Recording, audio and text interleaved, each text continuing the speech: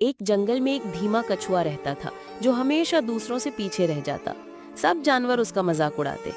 एक दिन वो अकेले बैठा रो रहा था। तभी एक चमकीली चिड़िया आई और बोली, तू जैसा है वैसा ही खास है।